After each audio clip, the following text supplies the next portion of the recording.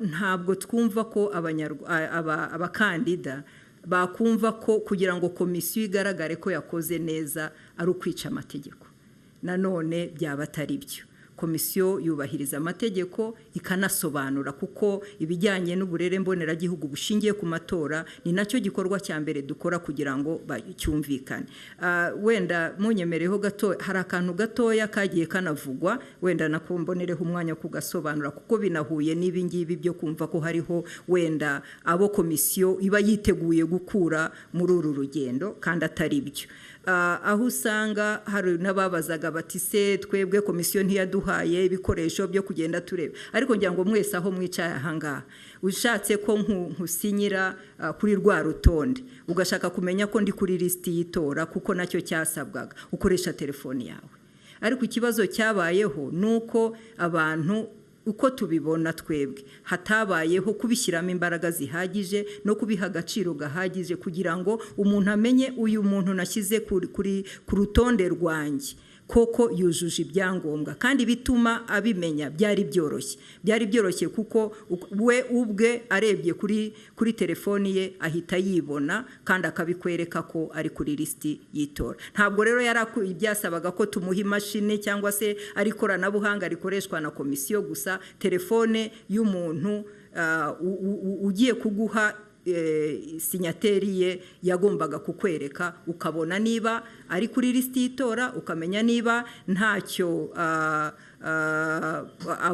niba atabujijwe gutora. Ibyo byose biroroshye cyane kuko byagaragariraga kuri telefoni y'uwo muntu wakwemereye. Wowe rero ikiganiro cyawe, umukandida ikiganiro cye n'uwo nguwo cyangwa umuhagarariye n'uwo nguwo umwandika kuri lisiti y'itora, nicyo cyari cyangombwa. Kubera ko muri icyo gihe umuntu ntabwo ari ukwandika izina rye gusa na sinyateri, ni ukuvuga ngo uyu muntu anshyigikiye kugira ngo mbe umukandida. Ntabwo washyigikirwa n'umuntu rero mutagiranye ikiganiro, ntabwo washyigikirwa n'umuntu wafashe. Hari naho twagiye twumva bagendaga bafata za kandidatire za indangamuntu zatakaye, akaba yafata n'amazina agashyiraho ngaho.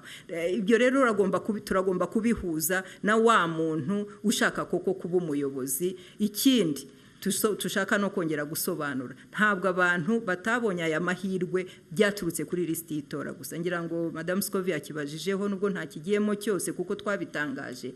Hariho abatatanze ibindi byangombwa byagombaga kuzuza ibisabwa kugira ngo ajye ku mwanya, ajye kuri urwo rutonde. Ikindi cyagiye gisubirwaho, wenda navuga nkabirangiriza kimwe kuri icyo cyiciro, ikijyanye nuko bahabwa igihe cyo kwandika. Twatanze hafi ukwezi kurengaho gakeya kugira ngo abo ngabo bagomba kujya gushaka imikono babone umwanya wo kujya kubikora. Ukwezi kose ufite n'uburenganzira bwo kugira abo wizeye, kuko nacyo ni ikintu gikomeye. Abo wizeye bajya kugufasha, kuko ahantu yagiye kugufasha gushaka abagushyigikiye agomba kuguhagararira wowe, akagusobanurira urinde, urashaka iki, kubera iyihe mpamvu, mukagira n'icyo kiganiro, none ukamwemerera ukajya kuri ruriya rutonde. Ibyo rero nibyo bintu byagombaga gukorwa muri icyo gihe cy'ukwezi.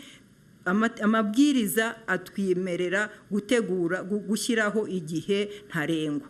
Igihe twatanze rero cyari ukwezi, byarangiraga ku itariki 30 z'ukwa gatanu, icyo gikorwa cyo kwandikisha ababashyigikiye kigakorwa. Ndumva rero haratanzwe igihe gihagije, ariko komisiyo yemera yuko nyuma y'amatora twongera tugakora isuzuma aho twakira ibitekerezo byaho tubona hashobora kunozwa.